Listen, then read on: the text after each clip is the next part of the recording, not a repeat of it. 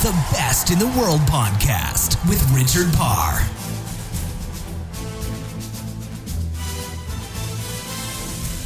Hello, yes, I am Richard Parr, and you are listening to The Best in the World, where every week we speak to an Olympic champion or a world champion or a former world record holder or former world number one to find out how they became the best in their field. We speak to athletes, we speak to rowers, we speak to swimmers, we speak to synchronized swimmers, cliff divers, rugby players, you name it. We have covered that sport on this show. It's so great to have you listening to the program today, and we are speaking to the two-time Olympic gold medalist in rowing, Caroline Lind. It was so great to talk to Caroline, and we covered a whole load of topics, including leadership, team building, and communication. We also talked about how she's a morning person and how she used meditation and visualization skills in her life. She also talks about her brand new job and how being an Olympic champion is helping her in this new role. She also talks about how her diet and her sleep has changed since she retired. So as you can tell, there's so much to learn from this week's Olympic champion in rowing, Caroline Lind. Just before we get to the interview with Caroline, I want to tell you that you can learn even more great knowledge by listening to audiobooks. And Audible is one of the leading suppliers of audiobooks in the world. They've got over 180,000 titles to choose from. Why don't you go and check them out? All you've got to do is go to audibletrial.com/best, and you can check out their service for 30 days for free. Yes, you get one free download. You can do that at audibletrial.com/best. Also, if you do that, you will be supporting our show. All right, let's get to it. Let's get to my interview with the best in the world. This week, it's Caroline Lind. The Best in the World podcast with Richard Parr.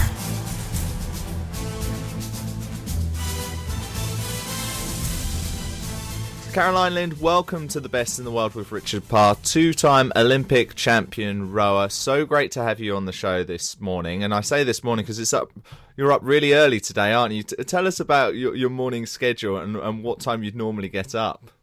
Yeah, so, right after I retired from rowing, I slept in quite a bit for quite a few days. But now that I have a job, I try to get my workout in before work. Or if there's something I have to do, not related to work, I try to do it in the morning before I go because I feel fresh, and I think my body is just so attuned to getting up and performing in the morning. So What is your job now? So right now I work at Princeton University, which is my alma mater. I am doing athletic fundraising. So I'm in the development office, which is the fundraising office, and I work specifically with the athletic friends groups, which are the groups of alumni that work with each sports team at the university to raise money from friends and alums and parents specifically for that sport. So there are about 17 friends groups that I deal with on a at a given time. Is that something you had to think about a lot when you were competing? No, it was interesting. When I was at Princeton, I didn't really have a very good concept of our friends group.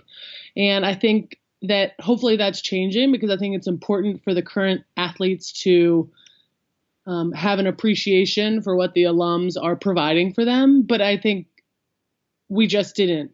And so now, through some education and some new programs with specifically the rowing team, I think the current rowers are much more in tune to what the friends group does for them, which I think gives you a better appreciation for all the things that you do, like going to a training trip in Florida in the winter. So you understand that, that's not something that you can just do without the support of the alums and the parents and the friends.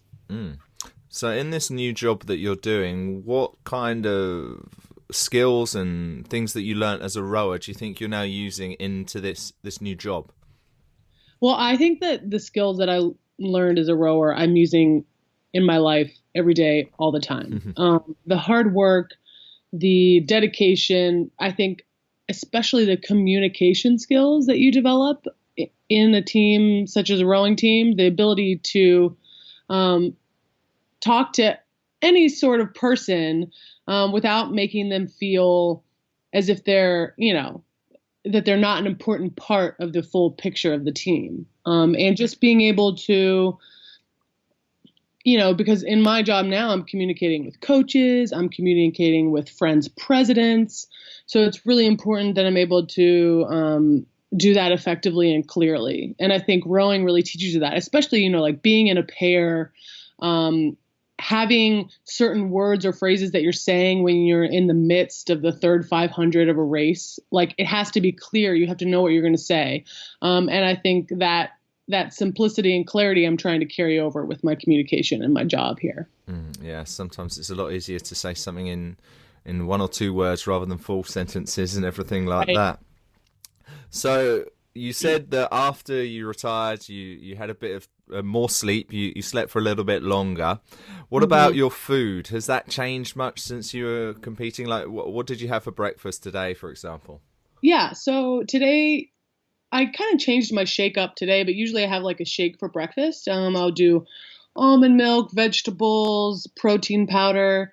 This morning I had some old bananas, so I threw an old banana in there and thought peanut butter might taste nice. So I kind of just do like a healthy protein type shake in the morning because it's something that I don't have to have all at once and I kind of have through the day. But when I was training, I definitely had like a heartier breakfast before my workout, like oatmeal with a lot of yummy stuff in it, because it was really important to have that to get us through those long morning workouts, especially if we were doing pieces.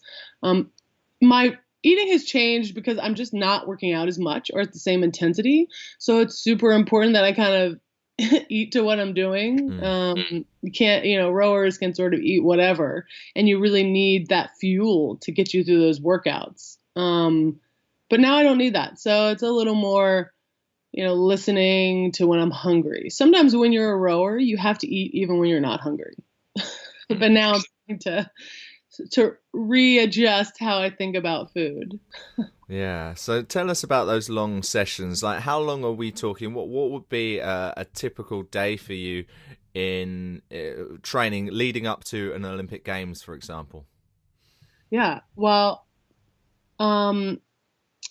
leading up to the games, of course, right before the games, we would taper a little bit, but sort of like the year leading up, we would have just 2 to 3 workouts a day, 6 to 7 days a week.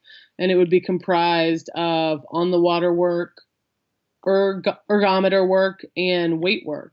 So everything to sort of supplement what we do on the water and reinforce the muscle memory in our body. And that was done with weights and stuff. But a session on the water could last anywhere from an hour to 2.5 hours. An hour was pretty short, and that didn't really happen much. That might have been the hour session might have been the second AM workout. So we would have, in that situation, probably have been on the water for about 2+ hours and then had a little break and then gone back out for like a quick spin, which was like an hour. So, rowing is just so much different from a lot of other sports because it's sort of that constant effort through the entire race, and you're really trying to maximize your abilities. So it's not just the anaerobic that's important to sprint and start the race, but it's also the aerobic that's really going to get you through the middle portion of that race. And that's a really tough thing to develop, and it takes a long time and a lot of hours of cardio and doing the motion to develop that aerobic base that can allow you to go harder for longer. Was there one workout each week which you would actually dread? Yeah, I think it was actually a workout on the erg. So, and I say it was probably the one where sometimes I would be excited for it and sometimes I would dread it. And I would always try to get my head around it and get pumped for it. But it's one of the harder workouts we did, and it's 2x6K on the erg. And the reason the erg workouts are sometimes more stressful to prepare for is because they give you a direct reading of how you're doing at that moment. So it gives you feedback of your split, your time, and your spot on the team, because he'll take the scores from all those rowing machines and he'll rank them. So it's, a test really every week to see how we're doing physiologically. And it's 2x6K. So it's two pieces that are each about 22 minutes long, 22 to 24 minutes long. And it's sort of like as hard as you can go.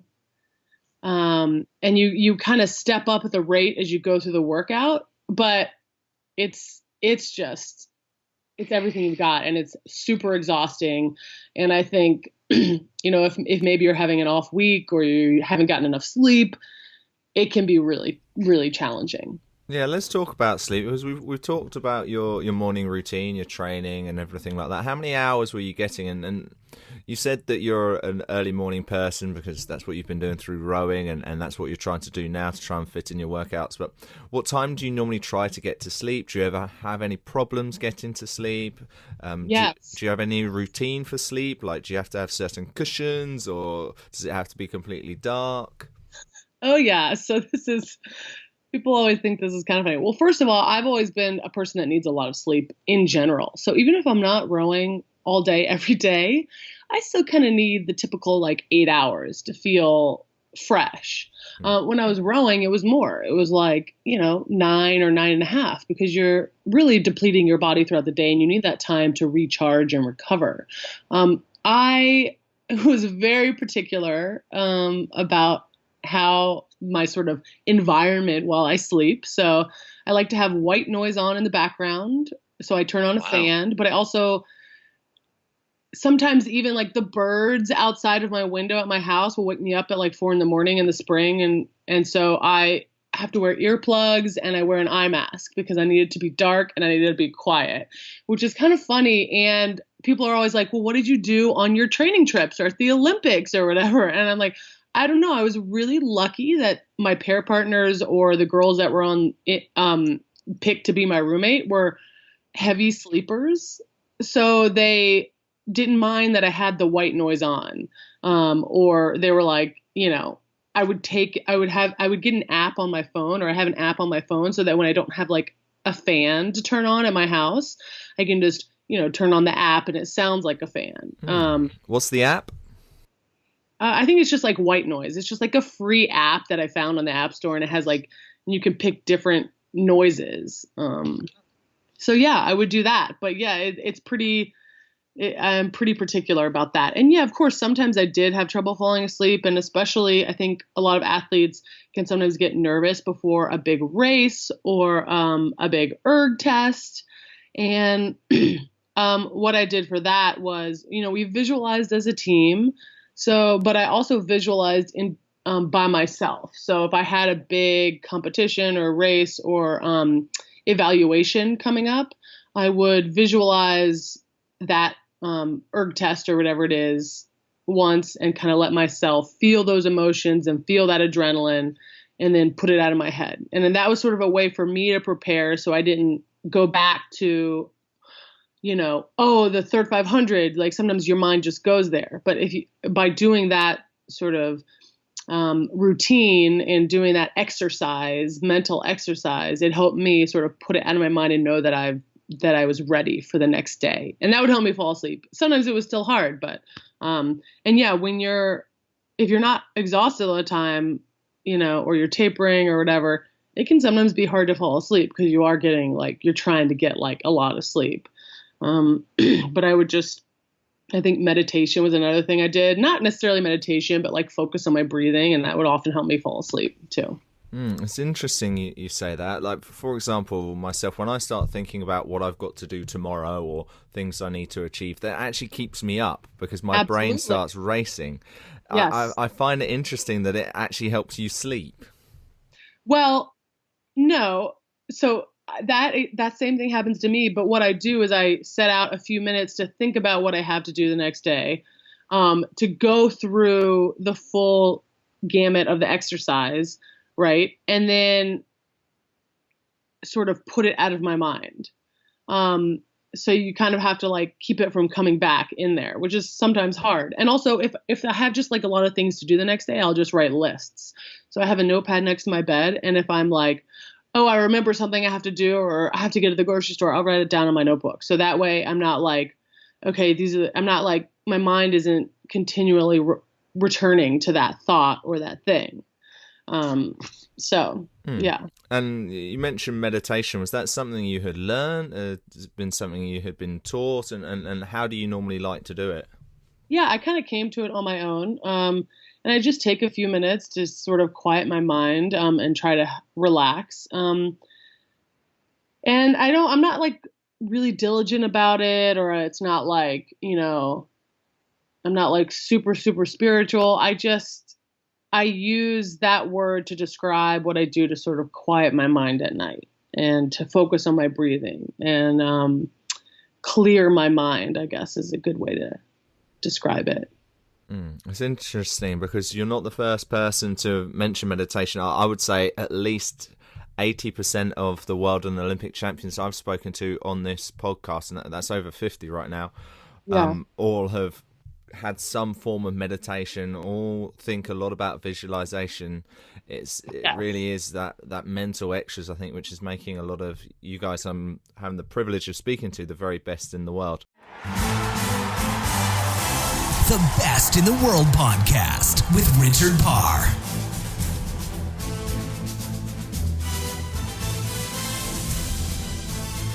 We've got more from Caroline in just a moment on The Best in the World with Richard Parr. But I wanted to tell you about the other show I also host. It's called Sportacino.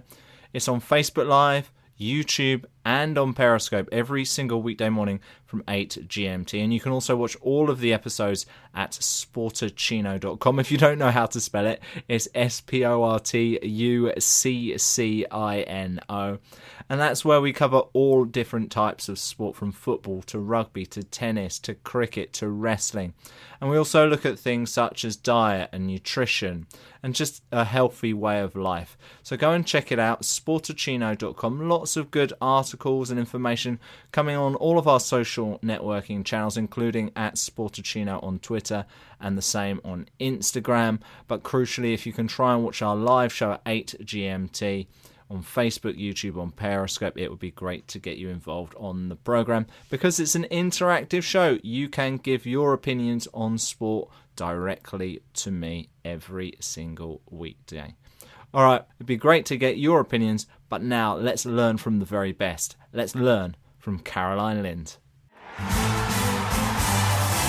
The Best in the World podcast with Richard Parr.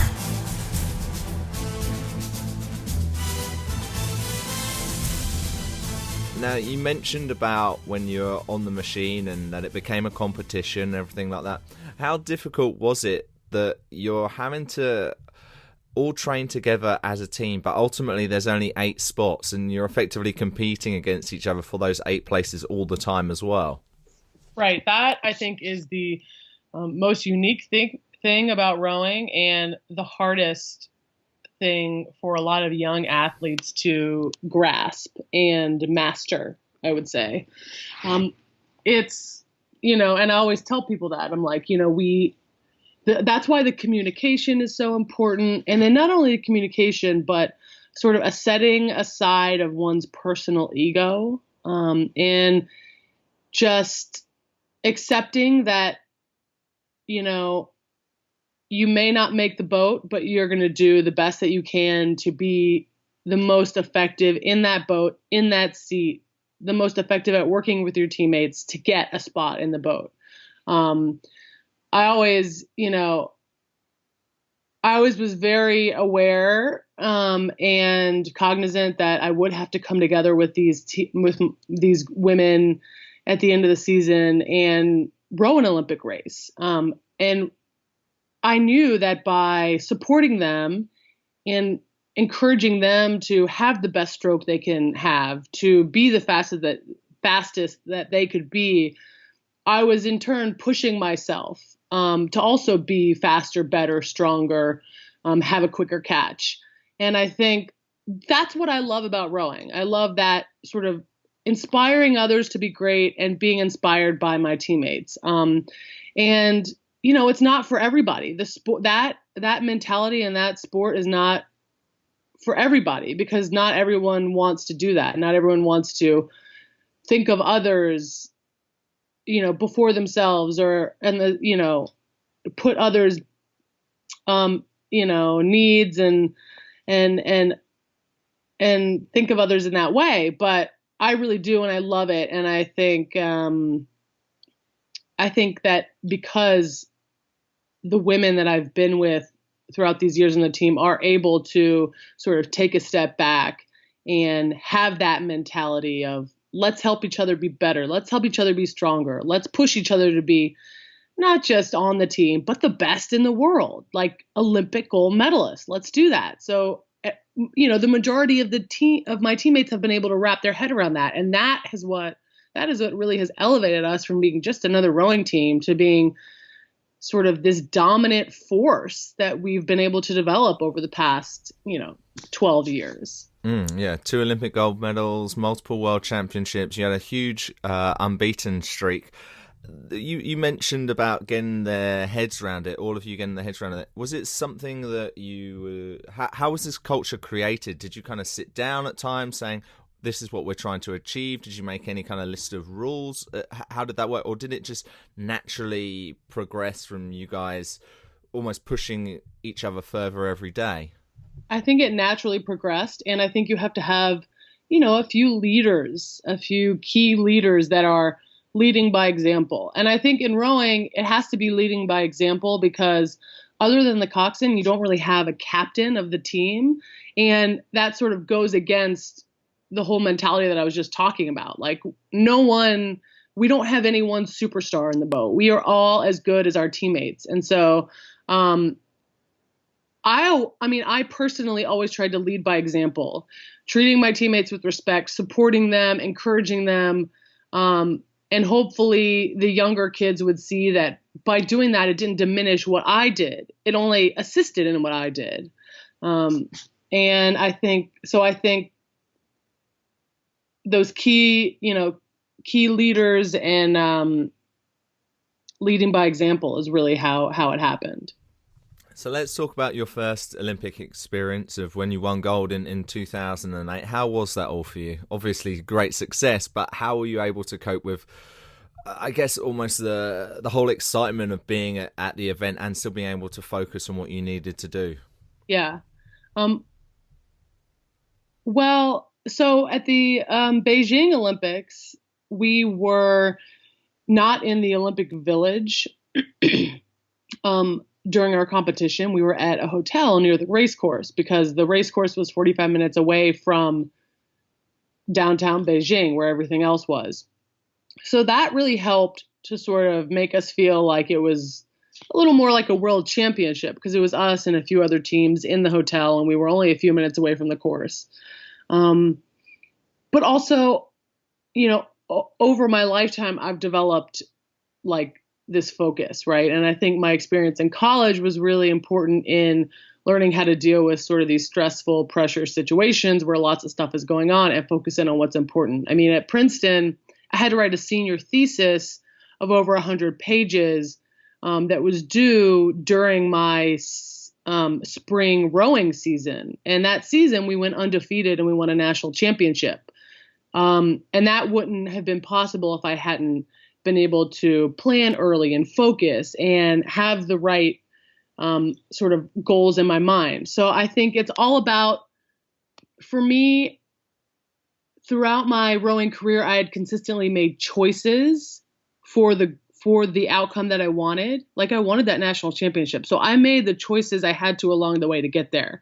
And I knew in my heart and my mind that I wanted an Olympic gold medal. It was a goal I had set for myself very early on in my rowing career. And so for me, it wasn't hard to make the choices I needed to make to get there. And those choices were even like at the games, like, what am I focusing on? Like having sort of a very specific focus of team, boat, coach, my body, my eating, like it's sometimes it seems like it's a very selfish pursuit, right? Because you're so focused on yourself, you have to push out all these other things.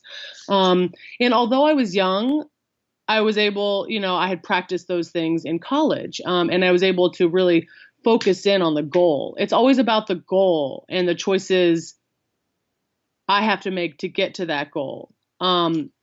And it was really great. And of course, after I was just like, crazy and happy and partying. But until that point, until that moment that we, crossed the line first, it was about choices.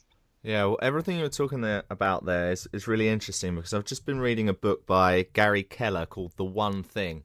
And a lot of that is to do with exactly what you were saying about narrowing down exactly what you want, some of the things you have to say no to, but you're also saying yes to the sacrifices and right. and the planning of it. Are you someone who then sits down and says, all right, so my ultimate goal is to become an Olympic champion. What am I doing in the next 6 months to achieve that? What am I doing 3 months? What am I doing in the one day? Is that kind of how it would work? Yeah. So I don't go and write those things down. I mean, sometimes I write down my goals, but they're usually the long-term goals. I don't usually write down the day-to-day goals, but that is super important. I always say that the road to success or the road to your goal is paved with these small building blocks of goals. So you think of like a road and you think of a cobblestone road. Each cobblestone is a small goal. It's a stepping stone to that larger goal. And that might be a day, that might be a week, that might be an erg test. Each stone might be one of those things. But they all come together to allow you to get to where you want to go. And I think that that's an important thing to remember too, is that it doesn't just happen. It happens over time, over the years, by really committing to each cobblestone of your road, so that you can know that you've put in 100% effort and that you've committed to each step along the way. And by doing that, it almost comes naturally. You almost don't even realize that all of a sudden you're at the end of your road and you're at the Olympics and you're doing it. But and then you can remind yourself that, hey, I'm at the Olympics about to row for an Olympic gold medal, but hey, I have all these stepping stones of support that I know I've done, that I can lean back on and trust that I have put in the work, that I've had the races, and I can feel confident in that and just go forward without fear and without question, knowing that I'm prepared for this moment. With that in mind, when you then went to the 2012 Olympics as a reigning champion, was that an easier process because you'd done that whole 4-year rotation before? I wouldn't say it was easier. I just would say I was more prepared for everything that was coming along. And I think it never gets easier, for sure. And I would say even it might get harder because you know what's going to happen and you're a little bit of an older athlete and you have more challenges to overcome physiologically. But I think, so I don't think it was easier. I think it was just like, I think just a more mature athlete and maybe better able to handle some of those things. So. Did they feel like there was more pressure? You know what? I didn't feel like there was more pressure. I think when you're on the starting line at the Olympic final, the pressure is the pressure, right? And it really, I think it's all about how you frame it. So knowing that, you have to have your best race on that day, and hopefully your best is better than everyone else's. So it's almost like the pressure to always be your best and be 100%. But I don't think it was like more pressure than the 2008 Olympics. No. And when you're talking about framing, obviously you retired last year before the Olympic Games. The first one you hadn't competed, having won the last 2 Olympic Games. How difficult was that? Yeah, that was really tough. I mean, I retired due to injury, And I had committed to that cycle, not only to myself, but to my teammates, right? Like I wanted to, that's a part of it, support them throughout the entire thing. So even when I did retire, I was still in close touch with everybody, available if they had any questions or needed support emotionally, mentally, whatever. But it was really tough to not be there in that moment that I had, set as a goal for myself. But then again, this journey, this Olympic journey for every athlete ends at some point. And I am lucky to be able to look back on my career and know that I have achieved some amazing things and I've made some amazing connections with teammates along the way. And that is, those Olympic gold medals, those world championships are something that some athletes never are able to grasp before they retire. So, whenever I sort of feel sad about missing 2016, I just think about all the amazing things that I was able to accomplish with my teammates and feel proud and joyous from that.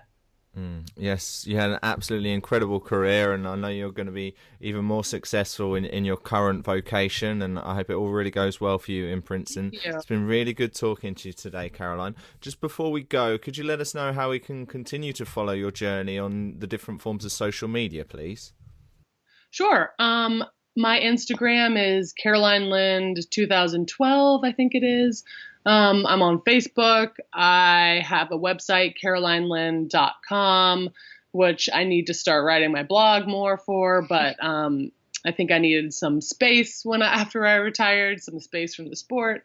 But yeah, I'm out there. I'm sort of posting on my life now as a married woman and, sort of the new exciting adventures that I'm having now. So, yeah.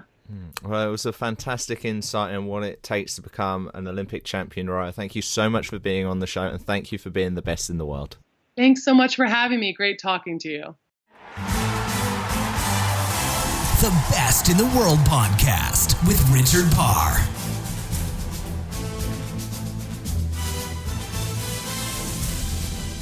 Really good to speak to Caroline Lind on this week's Best in the World with Richard Parr. We have spoken to other rowers before. We've spoken to people such as Heather Stanning, Mahe Drysdale. We've also spoken to Matt Langridge, all Olympic gold medalists. Really good to have them on the programme. Go back and listen to them if you're into your rowing. If you're not into your rowing, but want to learn from other amazing Olympic athletes, maybe go back and listen to athletes such as Veronica Campbell-Brown, the sprinter, or Phil Dalhouser, the Olympic volleyball champion, or maybe Anna Tunnicliffe, who was an Olympic sailing champion, now CrossFit competitor.